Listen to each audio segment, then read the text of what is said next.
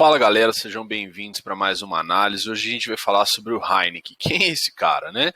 E por que a gente vai falar de um cara de um time que perdeu essa semana, né? Então, ele veio aí e impressionou, chocou a NFL, né? Foi um cara que em 2015 entrou para a liga sem passar pelo draft e agora, né, substituiu o Alex Smith ali depois da contusão que ele teve na panturrilha. E esse cara aparece, ninguém sabe quem ele é, e de repente ele faz um excelente jogo lançando para mais de 300 jardas, e a verdade é que ele impressionou não só no jogo aéreo, mas como no jogo corrido, né? E quando eu falo jogo corrido de quarterback, ele mostrou grande mobilidade dentro do pocket e uma boa capacidade de fazer scrambles. Então, se você não curtiu a nossa página ainda, não ativou as notificações, deixa lá a ativação para que você veja esses vídeos assim que eles saírem, tá legal? Logo nessa primeira jogada, a gente vai ver Heinicke aqui no backfield, né? Ali em cima no vídeo a gente está vendo a famosa trips bunt, que a gente já falou sobre ela algumas vezes, né? Aquela formação triangular. A defesa tem algumas formas de defender isso. Normalmente quando você faz bunt, você está ditando que um defensor vai pegar o recebedor de fora, o outro vai pegar o de dentro, e o defensor de baixo normalmente pega o da ponta, né? O que a defesa faz bastante nesse aspecto aqui é trazer o primeiro jogador de frente para o receiver, né? Uma vez que a formação é apertada, próxima à linha ofensiva, em blitz. A gente vê isso aqui acontecendo na jogada, né? E o Heinicke faz esse passe lindo ali numa janela enorme que acabou se abrindo por causa da marcação da defesa. Né, mas a gente vê um conceito aqui que a gente vai chamar ele de, pode-se chamar de sail, né, uma variação dele, que nada mais é do que nesse lado aqui a gente vai ter uma rota curta e a gente vai ter uma rota longa, e esse é um estresse que a gente chama de estresse vertical. Então a gente provavelmente vai estressar um dos defensores. Se ele for para o fundo, a gente lança na curta; se ele ficar na curta, a gente lança no fundo. E aqui o QB ele está procurando janelas, né? Então o Heinicke faz ali o drop dele de 5 passos, 1, 2, 3, 4, 5, finca e lança a bola naquela janela excepcional. O receiver consegue a recepção e boas jardas aí. No ângulo traseiro a gente vai ver a proteção da linha ofensiva, como é bastante interessante, né? Especialmente esse offensive tackle, que o right tackle, ele olha o número 33, assim que ele percebe que o 33 não penetra, ele joga os olhos para fora. Afinal de contas, se tem alguém correndo para longe de mim, tem alguém vindo na minha direção por outro lado. Então, bom trabalho da linha ofensiva aí. A gente vê o running back aqui fazendo um bom trabalho também em bloquear o número 31 de dentro para fora, dando tempo para o Heinicke completar esse passe aí. Excelente trabalho. Nessa próxima jogada a gente vê um motion, né, e aqui o ataque trabalhando num personnel mais pesado. A gente está vendo um tight end, a gente está vendo um fullback, tá, e um recebedor. Então 2 backs aí no backfield, né. O Heinicke pega e faz um play action, né, um reverse play action ali que a gente chama.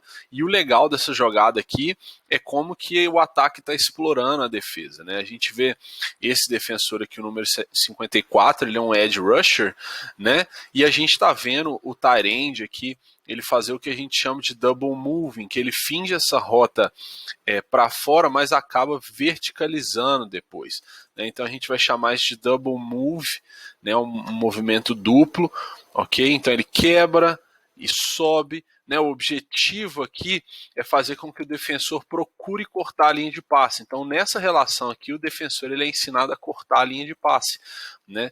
Por fora a gente vê uma rota que a gente chama de clear, que é uma rota para limpar, só tirar esse corner de cena, né? Porque realmente ali a janela ou a bola mesmo tem que ir no slot receiver, no nosso caso aí o tight end. Excelente trabalho.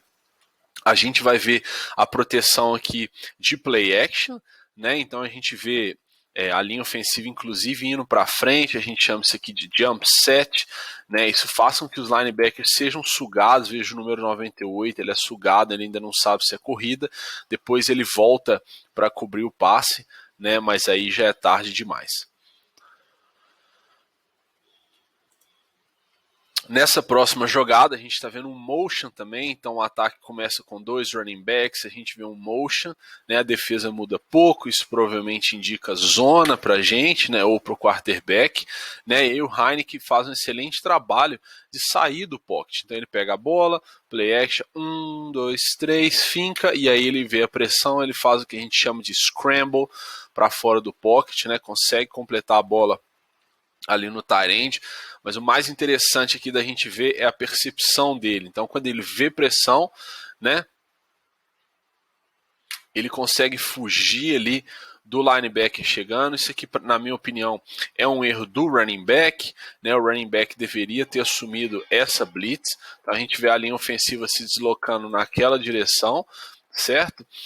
Aqui a gente vê uma marcação individual. O guard ele vai acabar responsável homem a homem por esse nose tackle aqui, né? Ou seja, se isso acontece, a pressão que vier do linebacker tem que ser do running back, né? Então a gente não vê o running back pegando essa pressão, isso acaba complicando bastante a vida do Heinicke ali, mas ele consegue se desvincular e fazer o passe, né? E o tight end ainda ganha boas jardas com as pernas, vivendo para o próximo drive. Motion, empty formation, né? A gente vê os 5 recebedores trabalhando verticais. Esse conceito a gente chama de 4 verticais. Então a gente vê 4 recebedores correndo rotas verticais, certo?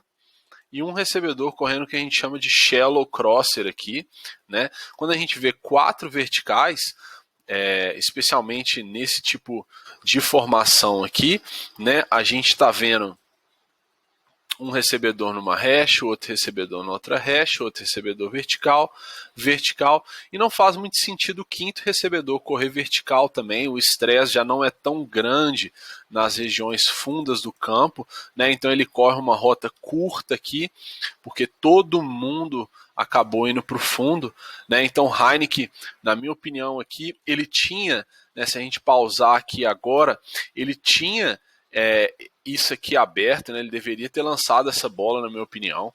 Tá? A gente vê isso aqui, o que a gente chama de man turn, que é esse DB virado para a sideline.